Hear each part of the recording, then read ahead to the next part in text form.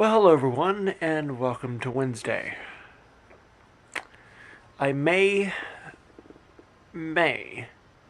possibly have figured out why my power supplies keep dying with my computer. And it comes down to the fact that I live in a really, really old house.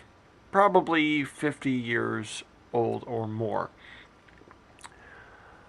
This means that the grid that this house runs off of is obviously much older, but very likely insufficient to carry a 750 watt power supply. This means, if this is correct, and I have a feeling it is, that it should be, I'm not going to say repairable, but supplementable, if that's a word, supplementable, I don't know, by another power supply, a UPS. Now, if you guys know, if you guys have seen Steven's vlog on UPSs, you know what they are, but some of you probably haven't. UPS stands for Uninterruptible Power Supply. It also stands for United Postal Service, but that's a different UPS. Uninterruptible power supplies are essentially a battery for your computer. Kind of. It could be used for other stuff too, but for my purposes, it's going to be a battery for my computer. And it's going to be set up in such a way that while the battery is getting charged, the computer can run off of the house electricity by itself. But being a battery is not all that it does. It also regulates the electrical protection. I don't know what the whole word is, but also I'm really tired, so I might not have the mental capacity right now to really comprehend this and spit it back out at you guys. But it's supposed to help regulate the electricity, and hopefully that will be the coup de grace of not having to RMA my power supplies every few months. Last night, I decided to look up online what could possibly be the problem with my computer, or what could be the problem that's killing all my power supplies. I didn't see any forum posts or any article about what could be doing this, so I went on to a website called Tom's Hardware and went onto the forums and made myself an account and posted a thread saying, hey, I built this computer, here's the specs, why are my power supplies dying? And I told the whole story of what's been going on with the power supplies ever since I built the computer. And one guy, I forget his name right now, but one guy posted on there saying it might be a great idea to not only get a UPS, but also a better power strip. All of the power strips in my room right now, the one back there, and the one behind the TV, and one over by my desk, I didn't specifically pick out. I used ones that I found around the house. This means that I don't know the specifications of each of these power supplies.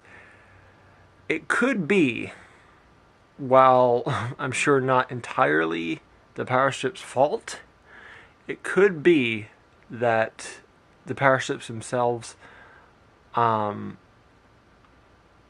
prepared to run a 750 watt power supply and a computer off of that power supply on this kind of grid. So the plan is right now to not only get a UPS, but to also buy a new power strip specifically for the act of powering up my computer. Also, all the other stuff over there by my desk, but specifically for running my computer. Hopefully, after I get this power strip and this UPS, my problem should be pretty much fixed. Hopefully. I'll also try to turn off my computer more often, just to make sure that the power supply, not the power supply, I keep saying that, just to be sure that the battery inside the UPS charges in case it needs to switch back and forth between the house electricity and the battery to keep the flow of electricity running, if you know what I mean. So that's the plan. Hopefully that'll work. He's also suggested that I look at more expensive power supplies, specifically ones that are built with better parts, and linked me to a EVGA 750 watt power supply that, as far as I can tell, has really, really good specifications, really, really great awards attached to it and everything. So I'm going to be looking at that. If my power supply dies again after this latest RMA, I may just go for that EVGA power supply just to see what happens there.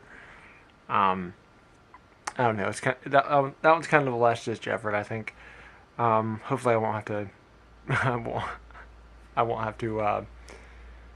I won't have to buy it, but if I do, it's there. Other than that, that's pretty much all for that topic. But I do want to talk about the Steam controller. I've given this darn thing an entire day's worth of testing, and I love it. I really, really love it. I was skeptical at first about the Xbox 360 buttons, but earlier today I gave this entire little bottom area down here a test run with Super Meat Boy, and actually I kind of like it. I mean, it's not as responsive as the Xbox 360, the Xbox 360 controller, but it definitely doesn't have that click that I like with the buttons on the 360 controller. That's really hard to say, especially when you're tired. But altogether, it works better, simply because it's specifically designed to work with the PC. And yeah, I do really love it. In fact, most of today, I've just been using it to control my computer, just the mouse and the scroll wheel and all that stuff. It's very, very convenient for that kind of thing. And I have a feeling I'm going to be using this a lot when I get my computer back up and running. So, whew. Yeah, I do like this thing. Anyway, I'm going to go to bed because it's almost 10 o'clock in the morning now. So, that's it. Thank you so much for watching. Until tomorrow, I'll see you all later.